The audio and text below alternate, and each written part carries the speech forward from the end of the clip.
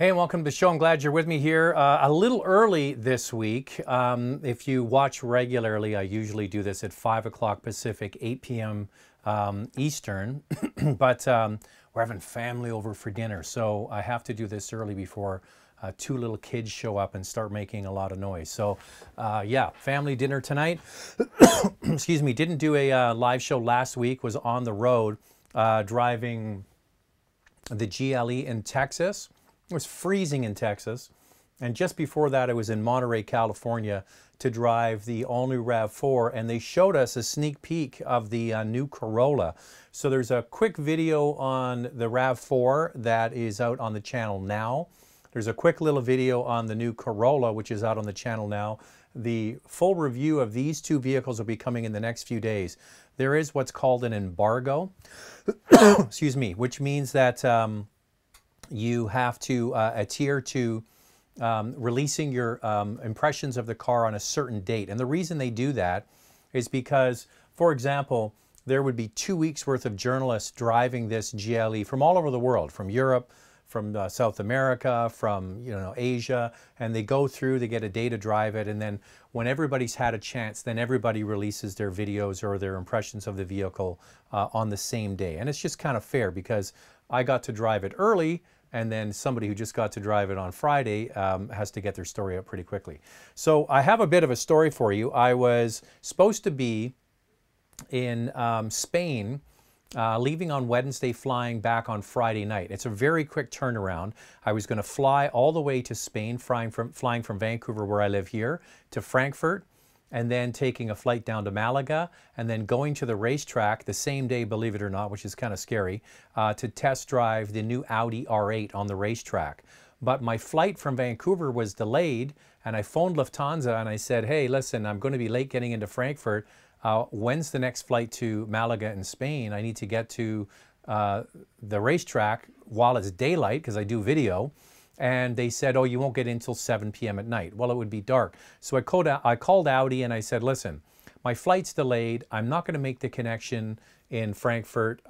They can get me there that day, but it'll be after it gets dark. And why am I flying all the way to Europe to look and drive a car that I can't do a video on? So it really hurt me to not go. So I'm sitting in the lounge on the phone with Lufthansa, on the phone with the PR person from Audi, and at the end we decided it was better just for me not to go. So I actually got a few days to sleep in and see my family and get some actually work done around the house. It's been nice being home.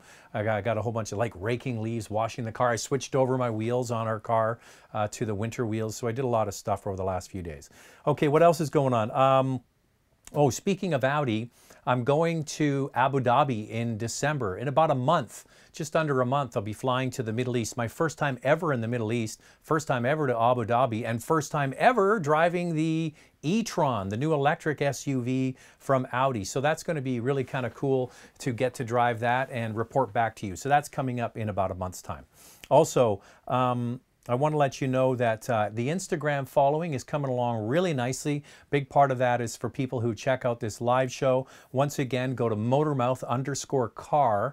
You will see the Instagram channel, and on Facebook, go to Motormouth Auto, and you'll see me there. And please like that page. I put a lot of news, information, some funny videos on the Facebook. The Facebook one is actually pretty good. If you're really interested in the business of the cars, what's coming up, what's new, what's being released, what's going on, I put all that information that I get through stories onto Facebook. So go to Motormouth Auto and you'll see it there. All right, enough of that. Before these little kids show up for dinner, let's get into the questions. Hamed says, hey Zach, why do you think North America doesn't get the European Passat and we get it in Australia? I think it's a better car. Two main reasons. One is the Passat in the US is made in Chattanooga, Tennessee, and it was designed specifically for the North American market, meaning it's bigger. And also, one of the biggest differences, and you see this when you go to Australia, is in Australia, it's not a sort of wholly owned subsidiary of Volkswagen. Like in Canada, it's Volkswagen Canada, which is a wholly owned subsidiary of Volkswagen AG in Germany. In Australia, it's an importer. okay? So they're not beholden to the head office. They can get anything off the shelf they want. For example, when we were down there, exactly 2 years ago driving the Scirocco never made it to Canada because it would be such small numbers. But because Australia is an importer, they can just go to the shelf and say, yeah, we'll take 500 of those, and if we sell them, so that's the biggest difference. And you get to choose which one you want. Do we want the North American one, or do we want the European one? Well, you're going to want the European one because the steering wheel's on the other side for the Australian market. Mark says, I have a small consulting business. Which card is good to be a good car to impress visiting customers? Are there differences between men and women and what a pretty car is? Well, you know, a lot of guys don't want to fall into the chick car category because, I don't have a picture of it here, but one of the videos I did last week that has actually just exploded this weekend, I must have got on some special suggested list from YouTube, which I love, is the Beetle. I did a video on the last Beetle, the Wolfsburg edition in Canada. It's called the final edition in the United States. And a lot of people are saying, it's a chick car. Same thing with the MX-5, the Miata. A lot of people say, the Miata is a chick car. And I'll get to your question in a sec. But here's the thing is, you have to drive a Miata. Trust me, if you've never driven one and you just look down your nose at it and you say it's a chick car, it's not true. It's a great little car, and anybody that has ever had a chance to drive it comes away impressed with it. So what you think is maybe feminine and you don't want to be driving a chick car, somebody else might disagree with you. If you have a chance, Mark, maybe list some of the cars you're considering. But yeah, I think that if you're in sales, and you're representing your brand, if you're a consultant, you want to represent the brand the best way you can. Now, don't go crazy and take on a huge car payment just to impress people, but you want to drive something nice. This is where not luxury cars, but premium cars really have a place. Like the Acura line is like the classic sort of realtor kind of brand. It's a car that you pull up as a real estate agent and you're doing well, but you're not showing off by pulling up in something fancier, right? So maybe put a few suggestions and hopefully I can answer those for you. Par says, Zach, thinking about swapping the M3 suspension and limited slip differential to my 335 as a direct swap. Price is 2,500 Canadian. Should I do it or save for an E92 M3? Don't know if I should modify this much or just buy an M. What do you think? It's like renovating your house. I would suspect what you think it's going to cost you and what it ends up costing you might be two different things. Thinking about swapping M3 suspension and limited slip differential to my 335. Here's the thing. The M3 suspension can be too crashy for some people, right? Too bumpy. I think that if you want, and the limited slip differential depends on which generation of M3 you're talking about. Some of them were very problematic, okay? So do your research because swapping to a limited slip differential in a BMW, they can be problematic, and M3s have been. I knew that more, not so much on this generation of car, but the E46. E92 is a great car. I think if you want to have a little bit more fun, you can upgrade your suspension. Going all the way to M3 might not be the way to go, but that's the thing. And here's the thing. If you really want an E92 M3, save up for that. It's like I say for people who, I'm into watches. You probably know that if you watch this regularly. And buying a crap watch to fill the gap until you actually get the watch you want, keep saving for the one you want. Please share your thoughts on the C43. The C43, in my opinion, is a marketing exercise. BMW is doing this. Mercedes is doing this. I really think that, here's the thing. They're doing it for the Asian market. Chinese, for the most part, especially, we'll speak about China specifically because it is now the biggest car market in the world. Chinese buyers are very brand conscientious, okay? They don't really care so much about the car, they care more about the badge. This is often the case. So the reason why the car that used to be the C400 is now called the C43 AMG because of those last three letters. AMG, for a lot of people, who are buying, who are not really car aficionados, they're brand conscious. An AMG car is much more prestige, okay? So what you've seen over the last few years is that brands have brought their sport lines, whether it's an M line or an AMG line, down to their mainline cars, where they previously were only kept for the real AMG cars. So a real AMG car has a real AMG engine made by one person. It's one motor, one man makes the engine. The C43 is just a mainline mass-produced C-Class with AMG badging on it. Now, there's absolutely nothing wrong with it, but don't kid yourself. It's not a real AMG. It's an AMG badge car. It's got the twin-turbo, 3-liter, 6-cylinder. It's got a wonderful engine. It's all of that, but it's not, in my opinion, a real AMG. Paul Reed. Hey, Paul Reed. Paul Reed is a good buddy. Paul Reed is a camera guy. And if you live in the Canadian market, you know Motoring on TSN, good friends of ours. And Paul Reed has a strong connection with Air Canada. His uncle, I believe it was, he's named after this guy who is the longest serving Air Canada pilot. So, it's really cool that Paul's watching. Hey, Paul, thanks for watching. Next trip, I'm going to Abu Dhabi. There you go, Paul. And so he does great work. I'm not sure, maybe Paul can write how people can find his snowboarding videos, because he does a lot of snowboarding videos as well. Stefan says, a new hour. If you missed it, Stefan, you're just tuning in now. I have family coming for dinner. It is Sunday, and there's 2 little kids showing up at my usual time. So I wouldn't be able to get any work done here. So I bumped it up an hour. I apologize. Do you have any info on the new Kia Soul? I do not. I'm sorry. Someone says, Zach, you do a great job in your board, so you're the best. Thank you. I really appreciate that. Is VW releasing a 400 horsepower Golf R in 2020?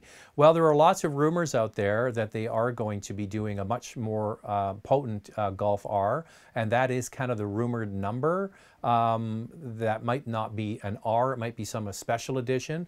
They did have a concept Golf R, was it the R400? I think it was called that.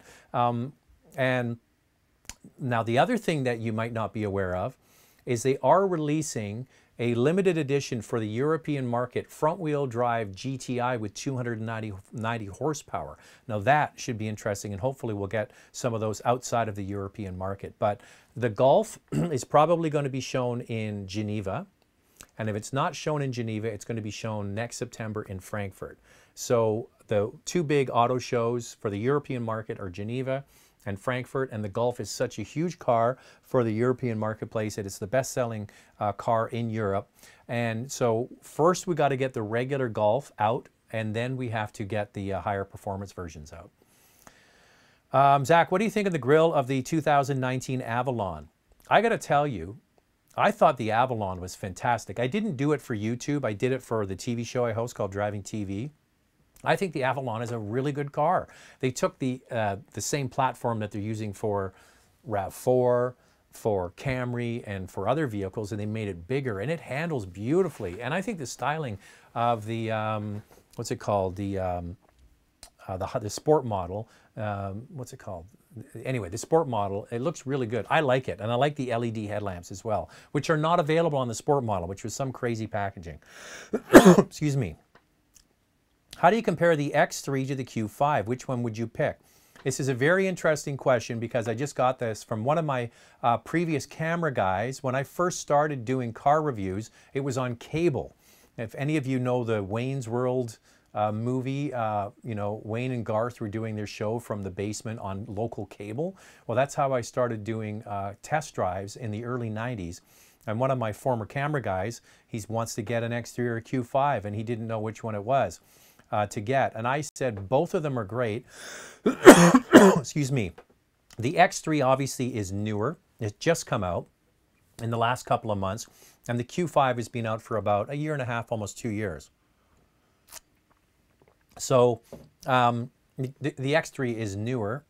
I think that the X3 is probably a better handling car, but I do love the 4-cylinder engine, the turbo, the 2-liter that's in the Q5. They're both great choices. And then if you throw in there the GLC from Mercedes-Benz, you know, they're all versions of the same basic recipe. I think they're all good. I think the X3 is the biggest of the bunch. So to test drive it, and you know what it came down to with him? X3, Q5, you know what it came down to? How much does it cost him a month and what features do you get? He found that with the Q5, he got the power lift gate and he got a couple of other features in there. And it was about $50 less a month. So that was the deciding factor. Jody says, thoughts on the C43 AMG wagon? Think of pre-ordering. Well, first of all, I love the fact that Mercedes-Benz Canada has gone to bat and brought in a C-Class wagon. The one that I drove was just a regular C300, which I absolutely adored. And it's not available in the United States. Wagons are still being supported in Canada by Mercedes-Benz, and I think it's fantastic, and it is a great, great car. And if you're considering getting a wagon, the C-Class wagon is first rate, and then you throw in the more powerful engine instead of, you can get the C63, but the 43, yeah, that's a wonderful, wonderful choice. I think you would absolutely love it. It's a great car. Now, my ultimate sleeper car that I would take the badges off the back would be the E63S wagon. Now that's really cool. Ryan says, hi from Windsor, Ontario. Nice to hear from you.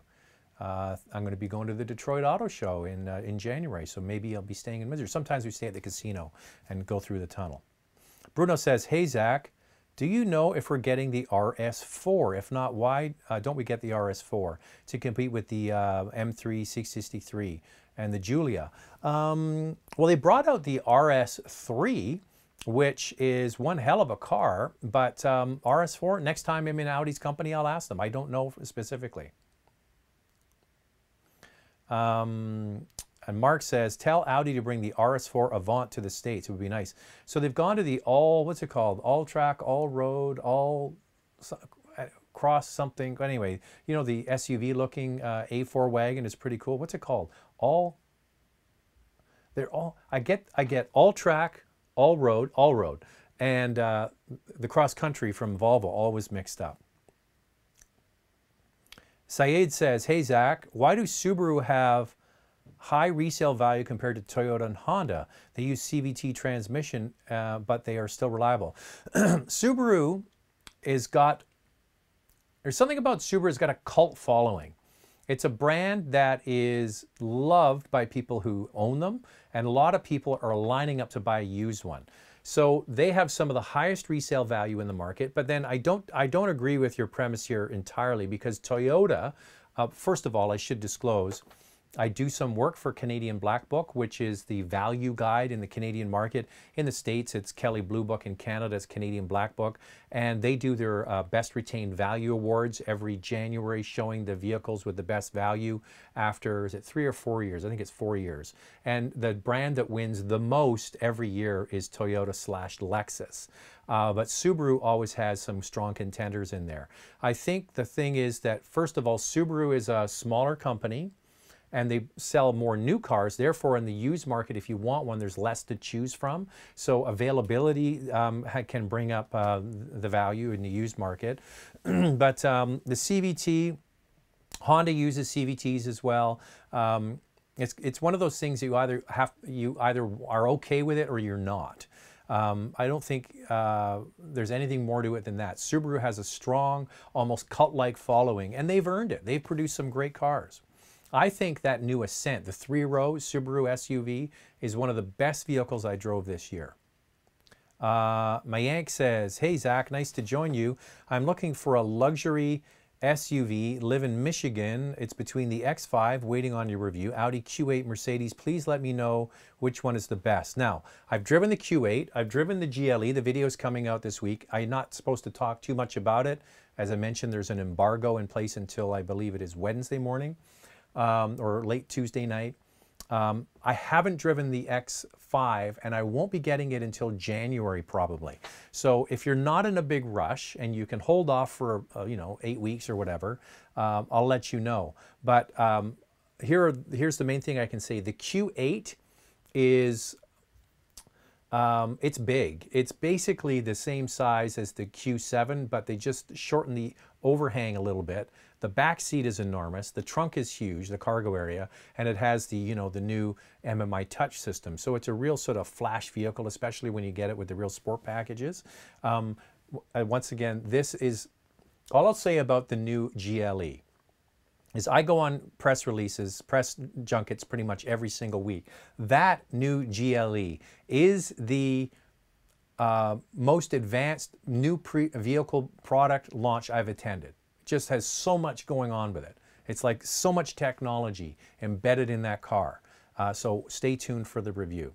I wish I could talk more about it, but when you go to these events and you're a guest of Mercedes-Benz and you get to drive the car long before anybody else, you have to sort of play by the rules, and everybody says they won't talk too much about it until the vehicle comes, or their embargo's lifted.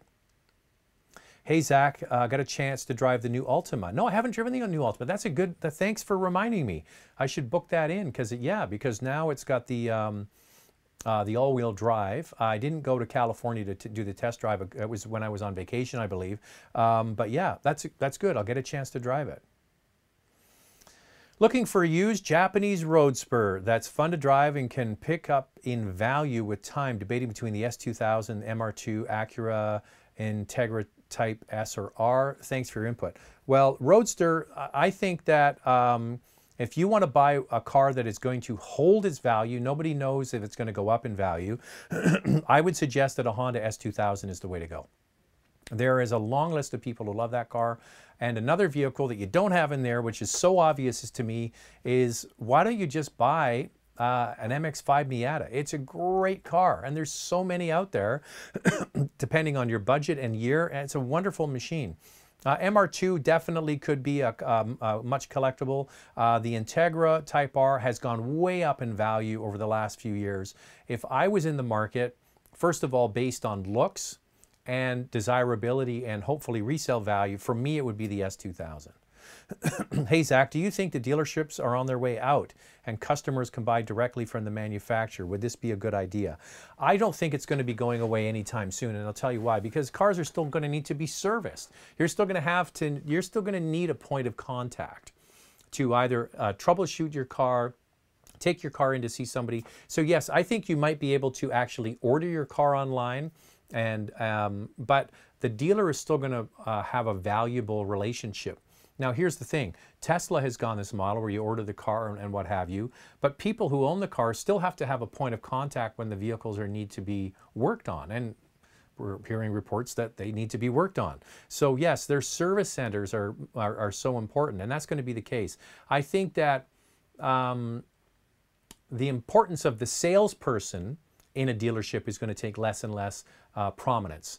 But one of the biggest issues I have with this whole model of ordering your car online and just getting it is that, and I see this from the other side, is people make crappy decisions. They buy the wrong vehicle. I can't tell you how many emails I've had where I have such and such a car and I don't like this and I don't like that. Did you drive it before you bought it? Did you test drive it? Like for me, all of these people that lined up to buy a Tesla Model 3, I would never buy a car if I hadn't driven it. I just wouldn't. I think that's crazy. I mean, my wife buys clothes online. I won't buy clothes online unless I know exactly if I've ordered it before and I know it's going to fit me. Like, I just won't do that. I want to go into a store and I want to feel it, I want to touch it, I want to try it on. It's the same thing for a car, and people are making big mistakes by buying cars that they've never driven. It's crazy to me when you're spending $30,000+. So yeah, that point of contact isn't going away. Ryan says, I really like the Audi A4, but would love an S4. Which one would you choose? I think the base A4 is a great car with 252 horsepower. With the current generation of Audi A4, with that new lighter platform, and that engine is fantastic. And the way that it works with the transmission, everything is just so perfectly smooth and balanced. I think it's, there's no shame in driving. And so here's the way, split the difference. Get an A4S line with the bigger wheels, slightly different appearance if you can't afford the S4, and the gas that goes with it. Rex says, hi Zach, which car would you recommend, new Accord or Mazda 6? Which one is quieter? It should not, which one is more quiet? It should be which one is quieter. Better to drive and more reliable, thanks.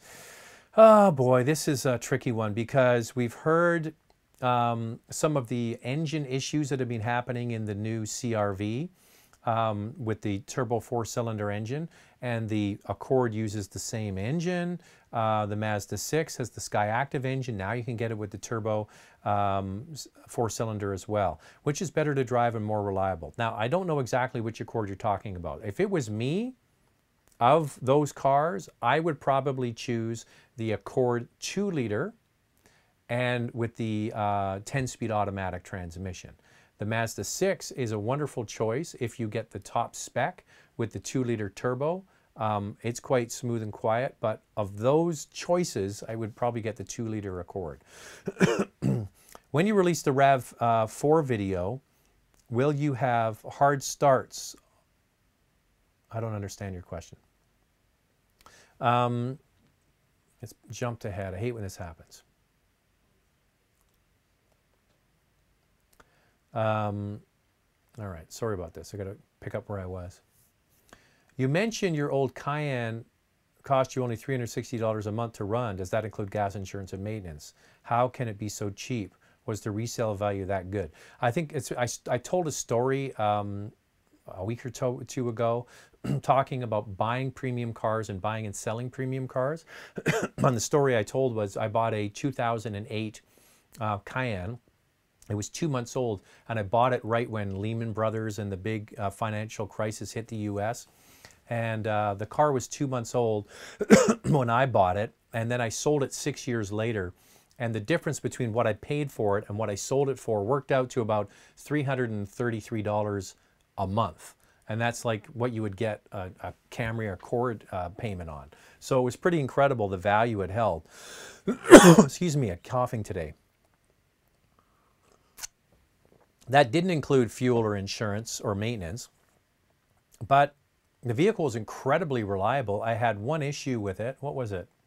The water got into, I live on the West Coast here in Vancouver, and it rains a lot, and the water can get into the rocker panels, and there's a little valve there, and you just release the valve and the water pours out. It's a common thing. That was one issue. There was really no issues with the car. So it was yearly maintenance. That's all it was. But Cayenne, Porsche maintenance can be expensive, but you don't have to go to the dealer. So yeah, that's how it costs that much. Galena says, are the new cars from BMW, Mercedes, Audi reliable as the old cars? Are they just full of problems and expensive to maintain in the first to third year, and from 1 to 3 years?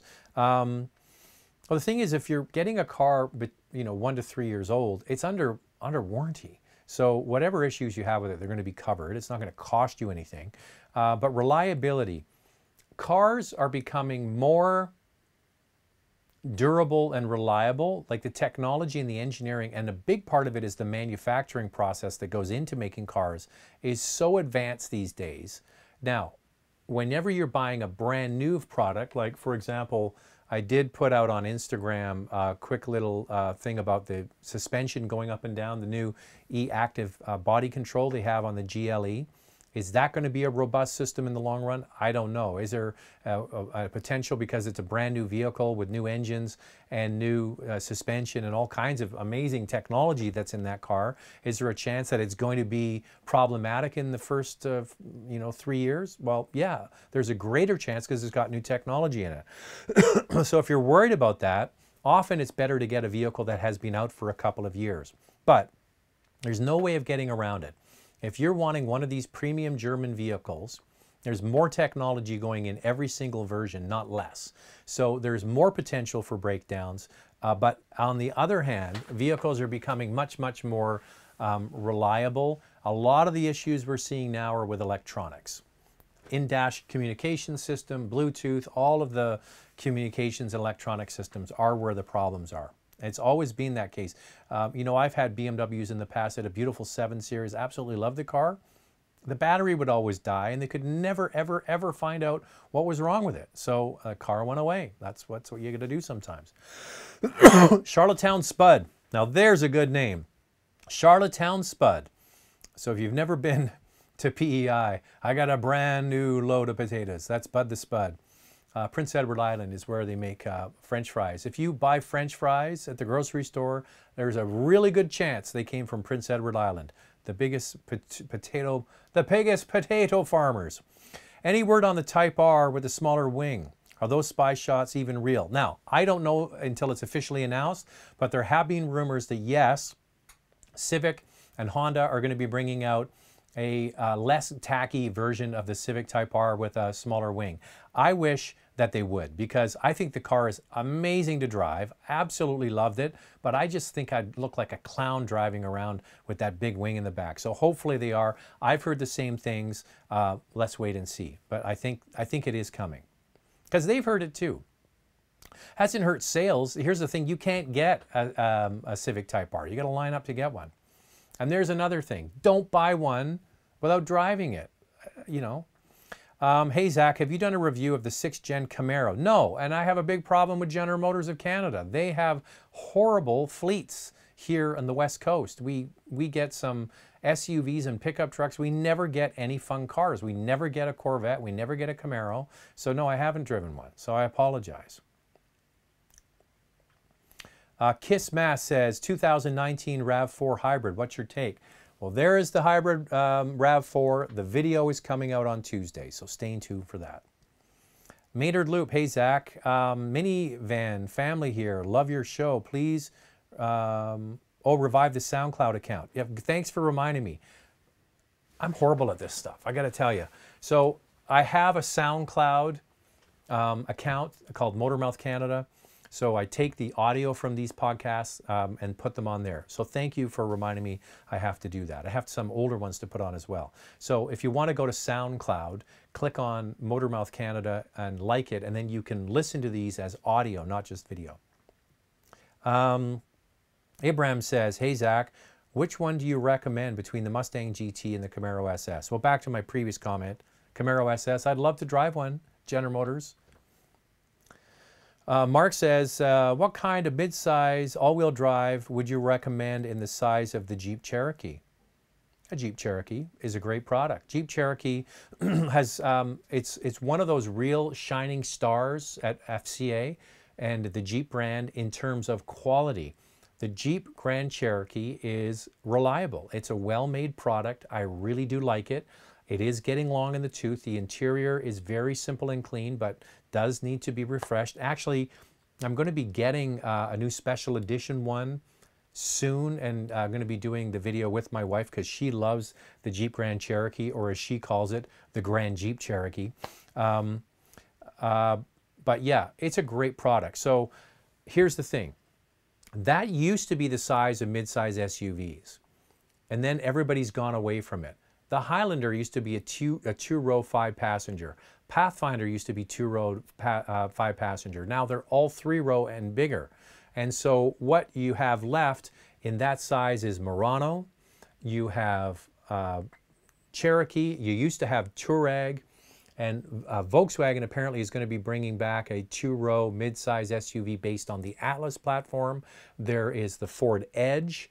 And then you get into the premium German products like the GLE, the X5, Cayenne, and so on. But if you like that size of vehicle, Cherokee is a damn good product, so give it a shot. Maynard says, a few months back you said there were only 3 minivan players. Chrysler, Odyssey, and Sienna. Didn't mention Kia. What's your opinion on the Sedona? Would like to hear a review on it. Yeah, I maybe was an oversight, but yes, Kia does have a Sedona. It's trying to be a utility-looking minivan. There's absolutely no issue. I don't have any issue with it. It's nice inside. I think they did a good job with it. I think if you were going to go for resale value, the Sienna and the Odyssey, it's a bit of a no-brainer. I think the best driving one of the bunch, the best driving one is the Chrysler, hands down, is a wonderful product. I think for interior, the Chrysler, hands down, has the best looking dashboard. Utility and functionality, I think the folding seats in the Chrysler are great, but then again, I really do like the sliding seats back and forth in the Odyssey. I'm not a fan of the Odyssey, the way it drives. I prefer the Sienna. So I would say driving would be Chrysler with #1, Toyota for #1, and Honda down from there. And the Sedona, put it in the mix. But a lot of people overlook the Chrysler because It's a Chrysler, but I got to tell you, it's a great van. They did a really good job with it. And the hybrid is a great product as well. And it wins lots of awards. Like that Chrysler Town & Country wins a lot of awards. My issue with it is the price and the resale value. Any thoughts on the GMC Sierra resale value? Here's the thing. If you want to know projected resale value on vehicles, go to Canadian Black Book and look at future values. It's a horrific thing to see because it looks like a cliff. And that's the way car values are. Almost all cars go down in value. Very, very few go flat, and none, except collectibles, go up in value. So you can look for yourself and compare it to F-150 and Ram, for example, but that's the best thing to do, because you can look at specific years as well. Van City 604, I love the G70, but concerned about resale value, and I hate the brake vectoring versus torque vectoring. Do you still recommend to buy one? This is the fully loaded all-in. Well, drive it. I mean, same thing. Why would you spend 60 grand on a vehicle if you haven't driven it? I think that the G70 is an amazing product. They did a great job. The engine is strong. The all-wheel drive system is great. The interior is fine. I think it's a good-looking car. I have zero issues recommending it. Resale value is an issue, and that's why maybe leasing the vehicle and having a guaranteed residual value number at the end of it might be the way to go. So look into leasing it, because leasing it, you're on the same terms as the car company that's leasing it to you. You know at the end of 3 years exactly what the residual value is, and you can make your decision at that point whether you think it's a good residual value or not. But I think that it is a great product. I have no and brake vectoring versus torque vectoring, I think there is a limited slip differential. Are you talking about the front wheels? So yeah, give it a shot. It's a great car. Mackie G, it's been a while since Sundays have been a bit occupied, but super glad I can join this one. What do you think about the Stinger? Would it last 5 to 7 years? Of course it'll last 5 to 7 years. I mean, we have to know what the reliability is going to be like, but there's absolutely no reason why it wouldn't last 5 to 7 years. It's a great car. It's sort of close to my heart because it looks a lot like an Audi A7, which was my last car. It's got the same functionality. It's almost the same size. It's a wonderful design and a really good product. It isn't sporty, okay? It's a nice touring car. I find the suspension a bit too soft. Now back to the previous question with the G70, I really did like the G70 a lot. And it is smaller, it's almost 500 pounds lighter, and you notice that when you drive it. But Stinger, I have no issues with it. Same thing.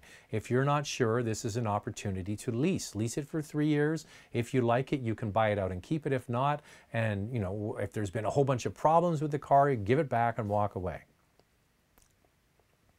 Can you do a review of the Dodge Caravan? That's a good idea. Which one is the best model for someone from Toronto? I have a RAV4 XLE all-wheel drive, and I'm thinking of something in the same price range. It's interesting, if you're tuning in, I am doing this a little bit early, and the reason is family's coming for dinner Sunday night, of course, and they have 2 little kids, and they needed a new car. Their car died. And they went out and they got a Dodge Grand Caravan because it is the best bang for the dollar on the road, period. There is no vehicle that gives you the functionality and content for what they charge for a Grand Caravan. V6 engine, it's a proven 3.6 liter Pentastar engine, a tried and proven 6-cylinder automatic transmission. You can get it with or without any of the features. I would get it with the power sliding doors, power liftgate, you know, reversing camera comes standard now, Bluetooth. That's really all you need. It's a great product. It's a value proposition, and as the years have gone by and they've continued to make the Grand Caravan, it has actually gone up in terms of reliability. It's a much better vehicle than it ever has been, but they're so cheap. It's a great product. Point taken. It's been a long time since I've driven one. Andre says, now that the refreshed Porsche Macan has been introduced, any idea when the Macan S will be introduced? There was a ride and drive event last week in Spain, in Majorca, for the Porsche Macan. I'm not sure which versions they drove. I didn't get invited to that program. I'm hoping because there's going to be a new 911 coming, and they'll invite me to that launch because that's what I really want to go to. But Porsche Macan is a great product, and usually when they introduce a new updated version, they introduce kind of all of them at the same time. So I don't know exactly, but if it isn't right away, it won't be far behind. It will not be far behind. And all that they've done with the Porsche Macan, by the way, is they've gone with the headlamps that you've seen in other Porsche products. They've gone with the full taillight across the back of the vehicle, very minor facelifts front and back, and they've introduced the large screen in the center of the dash, and really that's about it. Jake says, what are your thoughts on the 19 Santa Fe Unlimited? Are you thinking the Unlimited? Oh, that's the top. Yeah, I like the Santa Fe a lot. Now, here's the interesting thing. I drove the Santa Fe at the launch near Banff, Alberta in the summertime. You can watch the video. It's on the channel, and it was very smoky. There was all the forest fires, similar to what's happening in California right now here in Canada. And I enjoyed it. I thought it was great. My colleague, Brian Chow, who has his channel is Everyday Reviews, and you've seen him here when we do the sweet and sour segments, he just had the Santa Fe, and he said that the turbo lag on the 4-cylinder was so bad, he couldn't believe it. And I was thinking, are you talking about the same car? Because when I drove it, I didn't really think it was that bad at all. Now, I did say maybe there's something wrong with the car you had, and that could be the case. But the point is, go and test drive the vehicle and see for yourself. Jump on an on-ramp on the highway, kick it down, and see. He said he thought it was like, it felt like 3 seconds before it didn't do anything, and then all of a sudden, whoa, it took off. So drive it and see if you notice that. I didn't. He said it was really bad. So that's my advice on that car. Parsback, he's asking about one car for each category: daily, track, and crush. Oh, you don't want to hear about crushing cars. BMW M2, Porsche Cayman. I'm not going to crush any of these. BMW M2, Porsche Cayman, and E92 M3. Well, the M2 is the one that you would take to the track. I think that is the one you take to the track. The Cayman, I think, is the everyday car. It's a great everyday car. And the E92 is the one you stick in the garage and you drive occasionally, because that is a cool car, kind of collectible. So I'm not exactly sure on your categories there, but that's how I rank them. My 7-year-old wants to know if the new Ford Ranger is better than the Ridgeline. Well, the Ford Ranger event is coming up soon in December, and unfortunately I'm not able to go because those are the exact dates I'm going to Abu Dhabi to drive the e-tron from Audi, but I would like to drive that, so I have to wait until I get a chance to drive it. Mac Daddy, what are your thoughts on hydrogen vehicles? Well, we have been away last week for almost a whole week driving the new RAV4 and the GLE, and lots of conversations sitting around at night over a few beers on this very subject. Different polarizing views. A lot of people are just like, it's going to be plug-in electric vehicles. That's the way we're going. And other people are saying, no, hydrogen makes sense. The pros and cons of hydrogen are, hydrogen is a way to store energy. So at night, electricity is being spilled into the grid and isn't being used, okay? So you can't turn up and down energy plants. They basically run at a steady pace, and if that electricity isn't being used when everybody's sleeping and the lights are out and that sort of thing, then that energy just gets wasted from these energy plants. So the theory is that you use the electricity to turn into hydrogen to store, and then those vehicles would fill up at regular filling stations. And here's the other upside to it. In the regular time it would take for you to fill your tank, you fill a tank of hydrogen in the vehicle. Then there's an onboard system that creates electricity for you to drive. So that's hydrogen. Then the other people are like, well, if all of that electricity is going to be wasted overnight, well, wouldn't it be better if everybody had an electric car and the energy wouldn't be wasted, it would be stored in batteries. So those are the 2 points of thought. The other point is, you now have to have a fuel cell stack in the car. Is that going to be as reliable as just a pure battery electric vehicle? The upside to a hydrogen vehicle is you need a much smaller battery, which is less harmful on the environment when it comes to mining. So there's lots of different ways to go about this. Toyota, and this came up with Toyota because we were guests of Toyota, and they really believe that the Mirai, their hydrogen fuel cell vehicle, and fuel cells in the future are the way to go. Here's an interesting statistic. I know this because I did a story on this for Driving Television. Do you know how many Mirai hydrogen fuel cell cars are on the road in California? 3,000. 3,000. That's a lot. And there's a lot in Japan as well. So Toyota is already doing the hydrogen fuel cell and working on the bugs. There's also the Clarity in the United States from Honda. They're doing it as well. So we're going to get there. We just have to see which one wins. And there are pros and cons for both. Mark says, I'm thinking of getting a 19 4Runner TRD Pro. What are your thoughts about this vehicle? The only issue I have with the TRD Pro is that, or the 4Runner, is that it's really long in the tooth. It's an old product. It's got the old 4-liter 6-cylinder, and it's got the old, is it 6-speed or 5-speed even? I think it's the 5-speed automatic transmission. You can correct me if I'm wrong, but that's the negative. Here's the positive. It's the old 4Runner. There's been lots of complaints of people who have Tacomas, and they've gone to the 3.5-liter D4S system in the Tacoma, that the vehicle feels lethargic and it doesn't have any power. So the 4-liter in the 4Runner, the current one that's available now, is thirsty on fuel, but is a great engine. So you have to be happy with driving the last sort of iteration of the old 4Runner versus what might be coming, and we still don't know what's going to be coming from Toyota with the 4Runner. But having had a chance to drive both, I love the old 4-liter engine because it's much more responsive to drive, but boy, does it suck gas. So yeah, it's a great product. Here's the thing about 4Runner. 4Runner is like a bank vault. You put your money in, you get your money out. You shop, and I'm sure you have, for a used Toyota 4Runner, there's a lineup of people who want these. They hold their value incredibly well, so it wouldn't really hurt you to get one, drive it for a few years, and if you really love whatever they come out with next and you want to switch, you're going to get a lot of that money back. So it is a very, very good product. I did a review of the 4Runner on the channel, so have a look at it. So it's a bit of a yin and a yang thing. Old is good, not good on gas. Dan S., Mazda CX-5 or 2019 RAV4? Which one to consider? I'm not really supposed to give any driving impressions about this product, pricing, or any information or anything, or fuel economy until the embargo is on the 20th. All I can tell you is the RAV4 is the best-selling compact utility in North America. And all I can say is, I think now that this new one is coming out, it will have no problem maintaining that position. It is, so next week, ask me again. I can freely talk about it then. But there is an embargo on the GLE and the RAV4 until Tuesday of this week.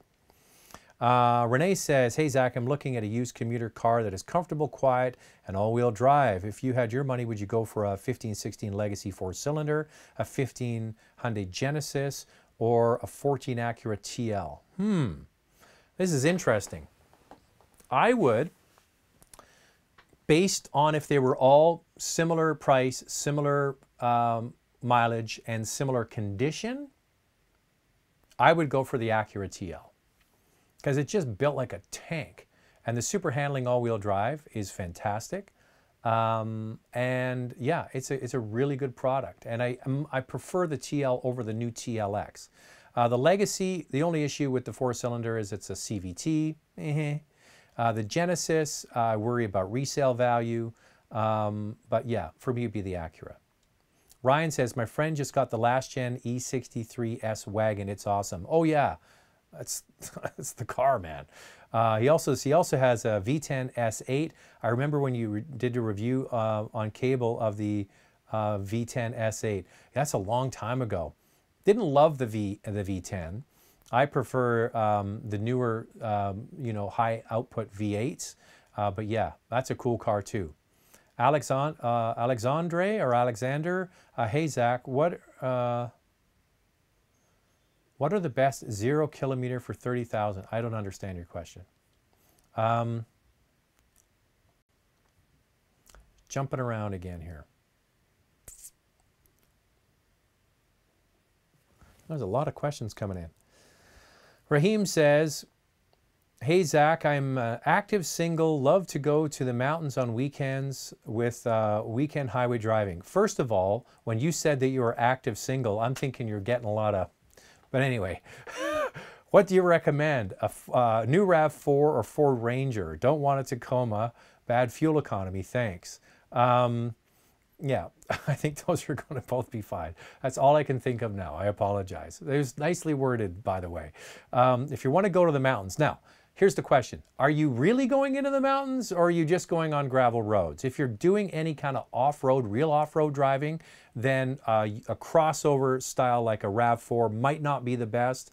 A pickup truck would probably be the way to go, or a more rugged utility style. Back to the 4Runner that the previous guy asked about, that would be a great product to do some real off-roading. But maybe you go out into the mountains and... hey, Zach, love your show. What do you think of the Jeep GC in reliability as a good buy? So that you're referring to the Grand Cherokee. Talked about this already. Love the Grand Cherokee. I am going to be getting one soon and doing a test drive on that. I think it's a great product, and it has proven to be very reliable. Out of the FCA products, the Grand Cherokee has proven to be very good. Interesting story. I ran into a neighbor, a guy, I don't really know him. He's an acquaintance. I bumped in when I walked my dog. He said a Grand Cherokee Overland. He's had a Grand Cherokee SRT, and now he has the super high performance Hellcat version of it. And I asked him, you've had 3 of these Grand Cherokees. Have they been reliable? He says, I've never had an issue with any of them. Never had any issues with any of them. So there you go. That's grandmother research, but it's worth something. Daniel, not sure if you know, my friend says cylinder deactivation tech damages engines and structure of the car. Is my friend right or wrong? Your friend is wrong. All they're doing is, all they're doing is switching off the fuel to the system. That's it. It's not hurting the engine in any way. Hey, Zach, have you driven the Stinger? Is it actually a refined vehicle? Yes, it's refined. The video is on the channel. Type in Kia Stinger, you'll find the video. It's got 500,000 views or something. It's a fine product. Watch the video. Hey, Zach, a new Corolla Hatchback SE upgrade package in 2 weeks. I'm getting a new Corolla Hatchback SE upgrade package in 2 weeks. What do you think about the Corolla Hatch and reliability and safety?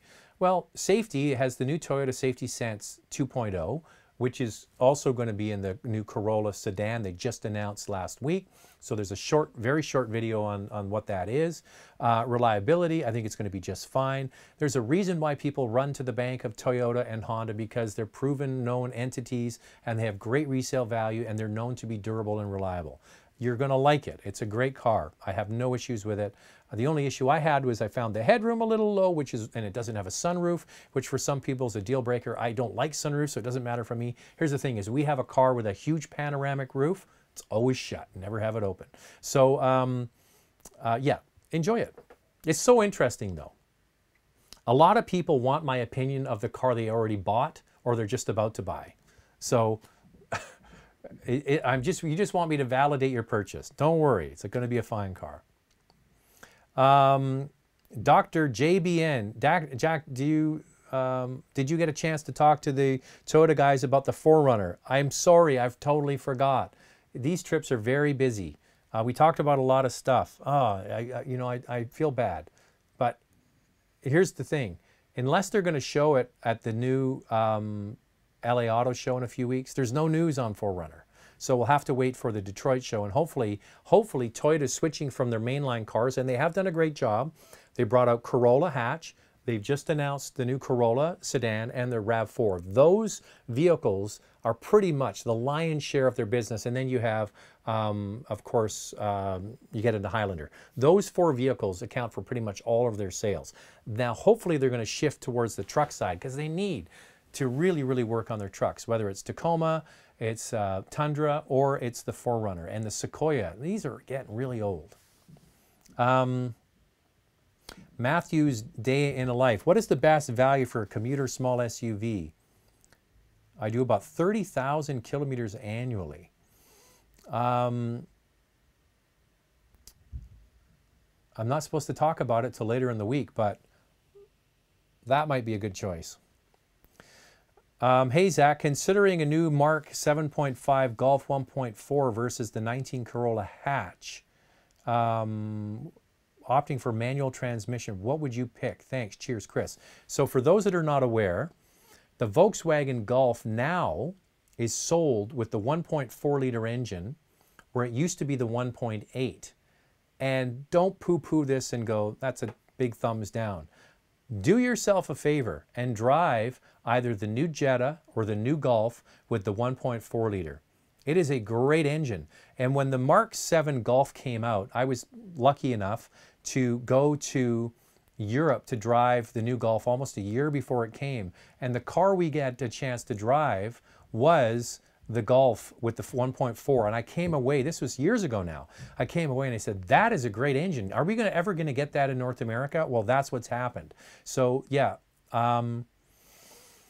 All right, between those two vehicles, I don't know. I think the Golf is just a better packaging, bigger back seat, bigger cargo area. For me, it comes down to actual overall dimensions of the vehicle, so that's what I would consider. Dave T just picked up an 18 BMW 340 xDrive M Sport with 6-speed manual. Now that is rare because, as you know, BMW is ditching the manual transmission in the all-new 3 Series that's coming out. So the fact you got one, that's pretty cool. Such a shame that's the last year with 3 pedals. I totally agree with you. And that's a very, very cool car, a 340 xDrive with a 6-speed manual. That is a great car. And you got the right engine. As much as the 2-liter 4-cylinders are the way that everybody's going these days, the inline 6-cylinder is the best in the BMW lineup. And the new GLE has gone back to an inline 6-cylinder. So BMW has stuck with it. They perfected it. They just keep polishing that engine. And if I was going to buy a BMW, it would have an inline 6-cylinder. And I'm so glad that Mercedes-Benz has brought it back. Oh, one thing I haven't talked about is Car Cost Canada. Car Cost Canada sponsors the show. If you've been watching any of the videos, you've seen those quick little bumper ads at the beginning and end. And I'm really thankful. And this is a service that I didn't really know much about. I have done work for Leasebusters. Anybody in the Canadian market knows Leasebusters.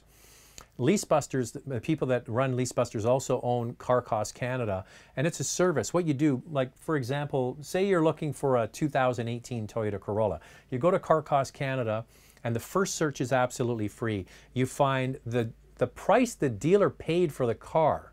That's powerful information. So the dealer's cost, any rebates that are in play, and each month they change because that's the way car companies do it, any discounted interest rates, and there can be other specials, things like if you're a first-time buyer, you might get a $500 credit. If you're a veteran, if you're a military service member, if you're a university student, there's all kinds of other things. And I was looking up, which vehicle was it? The CX-9, and the average person saved almost $4,000.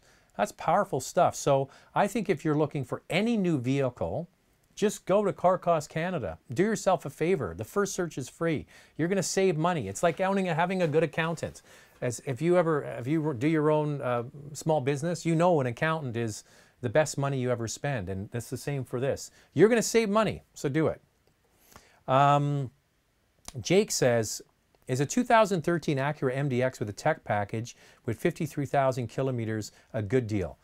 I don't know. What I do know is you can go to CanadianBlackBook.com, type in 2013 MDX, Tech Pack, kilometers, the whole thing. What you'll see is the wholesale price. That's what a dealer will pay if you trade it in. You'll also see the retail price, which is what people are asking for the vehicle. And then you'll start to see a trend if it's high or it's low. Canadian Black Book is your friend.